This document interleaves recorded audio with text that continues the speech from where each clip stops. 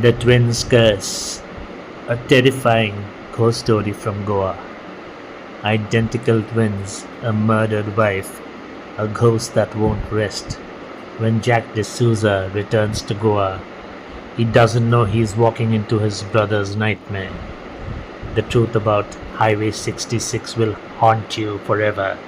This bone chilling horror story, based on true events, will leave you sleeping with the lights on. The Twins Curse, The Brothers from Hell. Goa, 1995. Identical twins, Jack and John D'Souza, were inseparable until greed changed everything. John, the smarter twin, started a business with Marco Fernandez, but when Marco discovered John was stealing, John did the unthinkable. He crushed Marco's skull with a wrench and made it look like an accident. Marco's wife, Martha, knew the truth. John smiled as he handed her a glass of wine. "Drink up, dear. You'll feel better." She didn't wake up. The police called it suicide. John took everything, the money, the house, her dignity. Then he fled to America, leaving his crimes buried in Goa's red soil. But the dead don't stay buried. The Woman on Highway 66. 2005.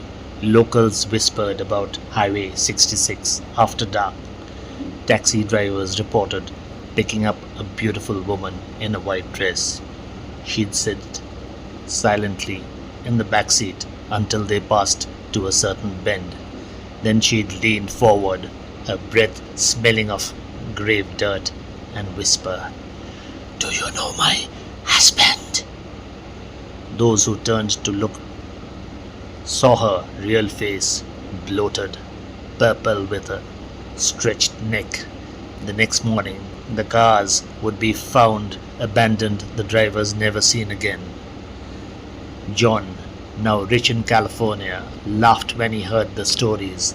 "That stupid woman can't even haunt properly," he told his new wife. "She's waiting at the wrong damn highway." But 8,000 miles away, Martha's ghost heard him, and her hollow eyes burnt with fury. Does the right twin die? Jack hadn't seen his brother in 15 years. When he got the call that their mother was dying, he drove down Highway 66 at midnight to reach the hospital faster. That's when the headlights died. A woman stood on the road, her white dress glowing in the moonlight. Jack slammed the brakes. "John, you've come back to me," she whispered. Her voice sounded like dry leaves scraping against the concrete.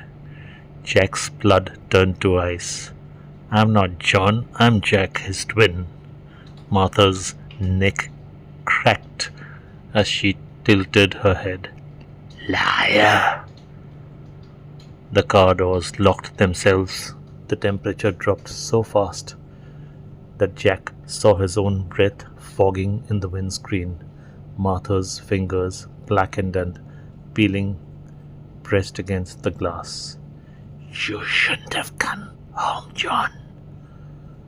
Jack screamed as the stitches appeared first, her lips sewing themselves shut with invisible thread. Then came the snap of his neck breaking backwards.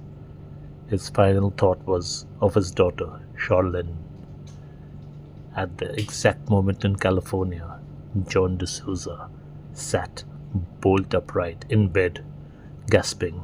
He could still feel the ghostly hands around his throat. The daughter knows.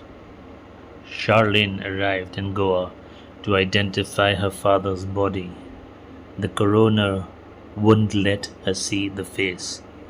"Trust me, miss," he said, sweating. "You don't want to see it." That night, Charlene drove her father's car down Highway 66. The headlights flickered. A figure materialized in the road. "John!" Martha's ghost whispered hopefully. Charlene stepped out, holding up an old photo. "Look closely, Martha. That's my father, Jack. You killed the wrong man." The ghost studied the picture, her rotting face twisted in confusion, then dawning horror. "No, no. I waited. Charlene's voice turned icy. "John lives in America. He has a new wife, a new life, while you haunt this road like a stray dog." Martha's ghost let out a wail that shattered the car's windows. The shocking truth. Final twist. Charlene smiled. "But I can take you to him." She opened the car trunk. Inside was a small clay pot, the kind used in black magic rituals. "My grandmother taught me things," Charlene said. "How to trap spirits, how to make them travel." Martha's ghost recoiled. "You're not Jack's daughter. You are Marco's niece, the one John thought died in the fire." Charlene's eyes glowed naturally. "I've waited 20 years for this." She chanted in Konkani as Martha's ghost was sucked screaming into the pot. Charlene sealed it with wax and blood. At Los Angeles International Airport, John D'Souza's flight landed safely. As he walked to claim baggage, he felt something wet drip down his neck. The overhead lights flickered. A voice he hadn't heard in 20 years whispered directly into his ear. "Hello, husband." The security cameras showed John suddenly clawing at his own throat, his face turning pale.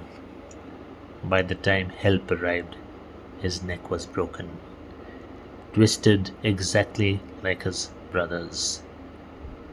Back in Goa, Charlene smiled as she buried the clay pot in the red earth. Somewhere beneath her, two ghosts were finally reunited, and they had eternity to settle their debt.